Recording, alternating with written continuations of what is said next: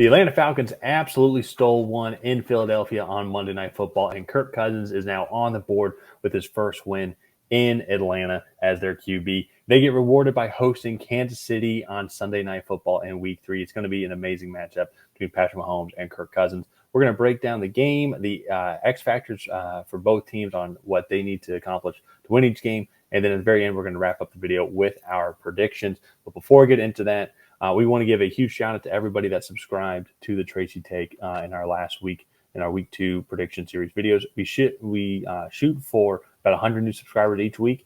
And thanks to you guys, we actually went over 200 new subscribers during last week's video. So thank you to everybody. And for this week, let's see if we can get another 100. Let's not be too greedy. So if this is your first time here, hit that subscribe button. And while you're at it, leave a like and a comment. Let us know who you think is going to win this game.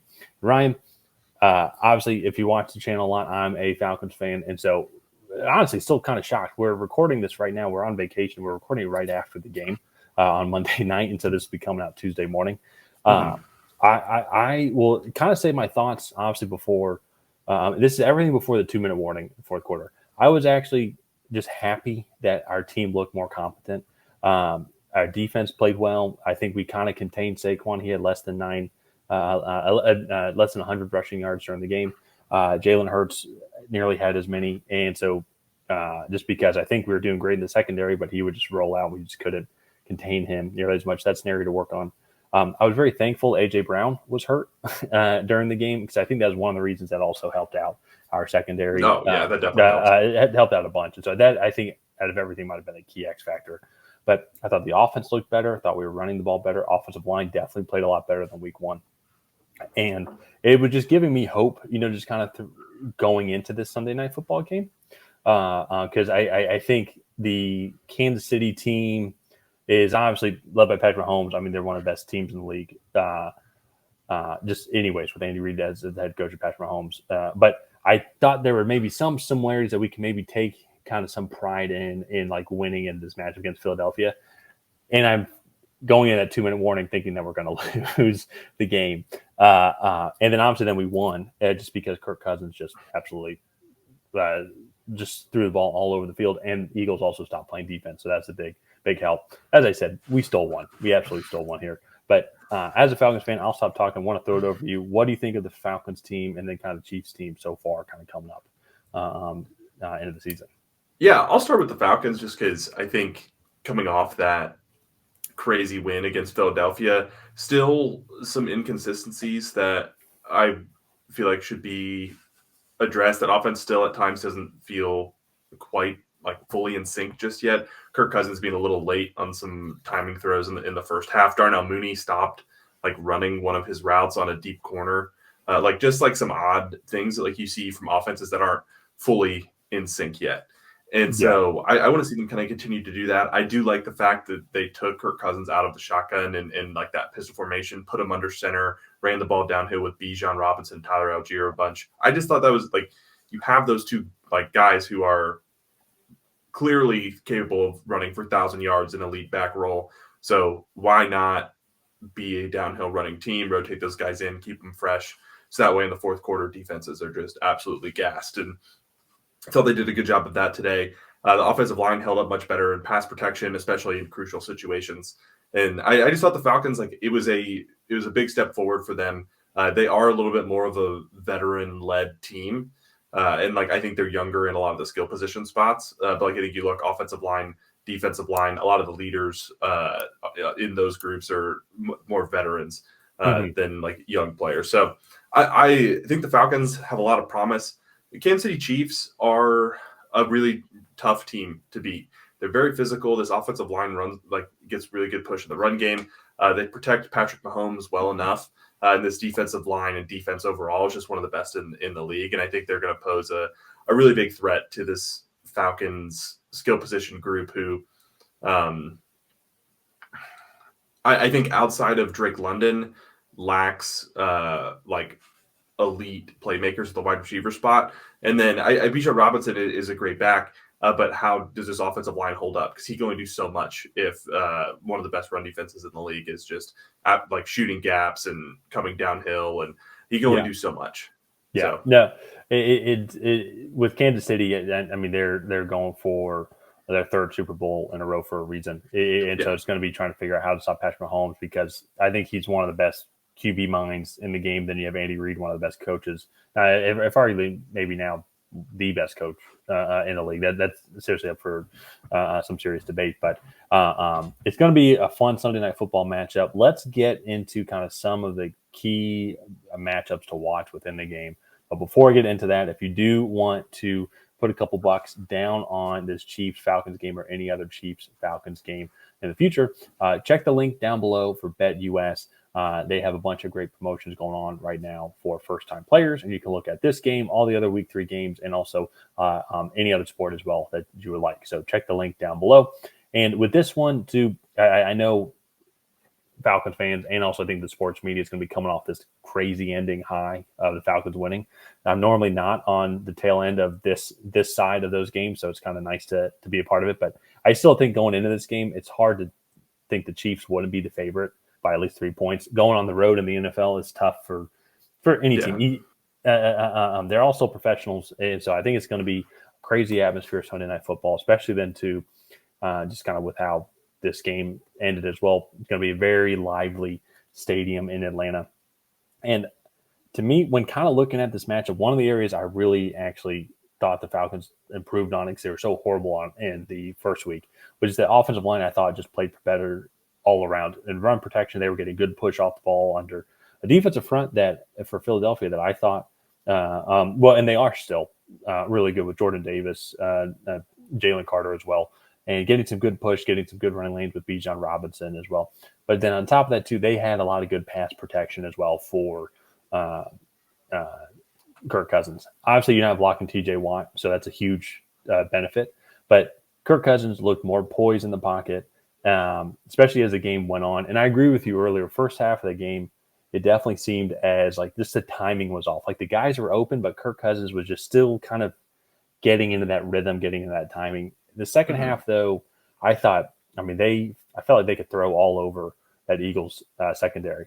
There are definitely some questions that it is a younger secondary, and they were one of the worst ones last year, and they're trying to revamp it. So maybe they were having a bad game.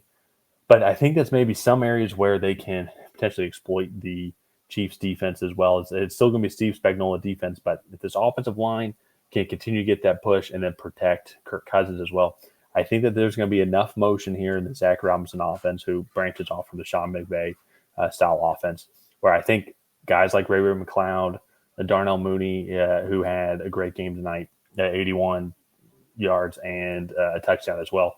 I think it opens up some opportunities for them to get open, and as Kirk Cousins get more comfortable with what they can and can't do within the offense and when guys are going to be open, I think it's going to really open up the passing game as well because Bijan's going to be able to run the ball a lot. Now, that being said, though, Chris Jones is going to be a major factor in this game just because he's a major factor in every single game. So they're going to have to figure out how to stop them. Drew Dahlman, Chris Lindstrom, Matthew Bergeron, they're all going to have to play really well against them.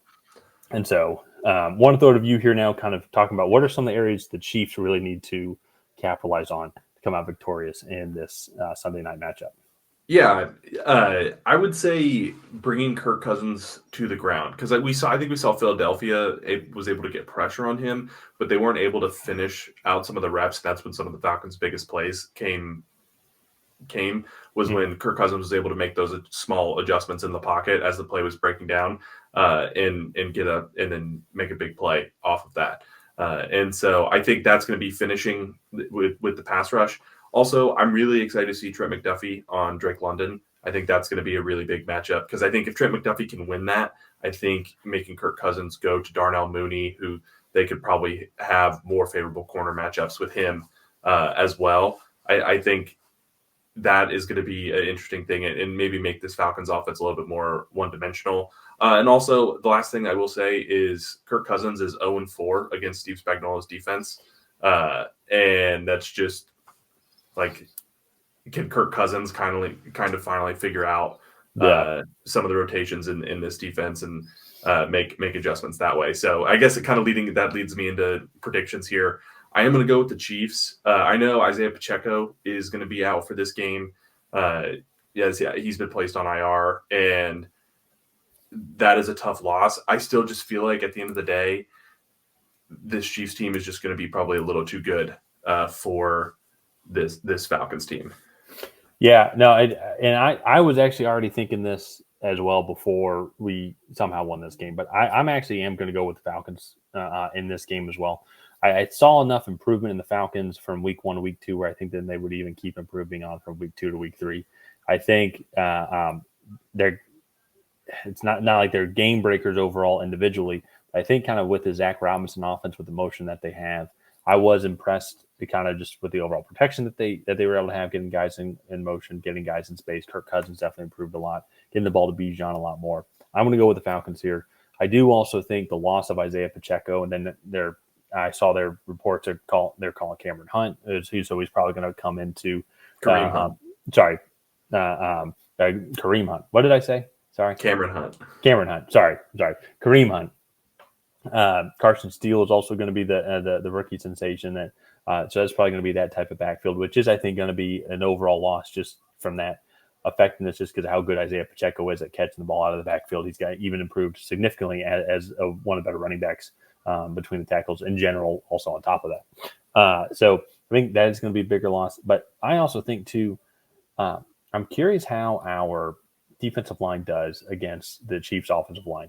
The Eagles, I think, have one of the best offensive lines in the league, and Eagles won that matchup overall, but we didn't really make it easy every single drive. Some drives we definitely made it look easy for the Eagles' offensive line, but I think the Chiefs' offensive line isn't as good. I think there's definitely some vulnerabilities as well. I'm going to be curious to see Grady Jarrett and then Matt Judon as well provide some pressure.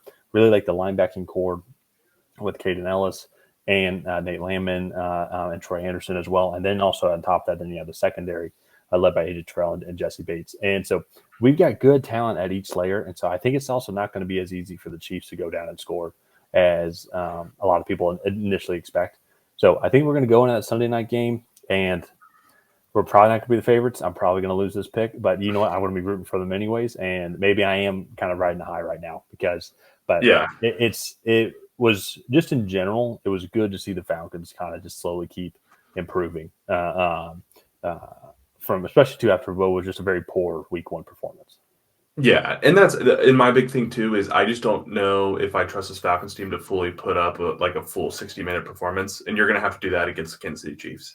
You can't go out there and play 45 minutes of football and expect to beat the Chiefs. Yeah, I would say too, like that first half though, we were a little off in the passing game, but it looked better for sure. It definitely looked better. So we'll have to see. We did get, in all seriousness, if you're still hearing the Chiefs video and you've already haven't written some hilarious comment about how dumb I am, which I'm already very dumb. I know that. So we got very lucky against the Eagles. I think there were some coaching decisions that were poor, like why throw the ball to Saquon at 3rd and 3. Saquon does need to catch the ball. That's not the reason why they lost. AJ Brown not playing, I think, was probably the biggest factor overall. We can nitpick everything going on in the game, but AJ Brown not playing is a huge factor in that game. And so, and also too, we haven't even talked about Travis Kelce as well. That's going to be something that I'm curious how. Yeah. I'm curious who's going to try and guard him. But he's been kind of actually quiet through the 2 games this year. But they have a lot of other talent on their team as well. So, but anyways, that's kind of, I'm going with the Falcons here. I'm going to be rooting for them anyway. So why not? I'm going with the Chiefs, but let's go ahead. Let's wrap this one up here. If you guys have not already, please go ahead and like and subscribe. Leave a comment down below on who you think is going to come out ahead. Will it be the Kansas City Chiefs? Will it be the Atlanta Falcons? Know that we will see you guys next time.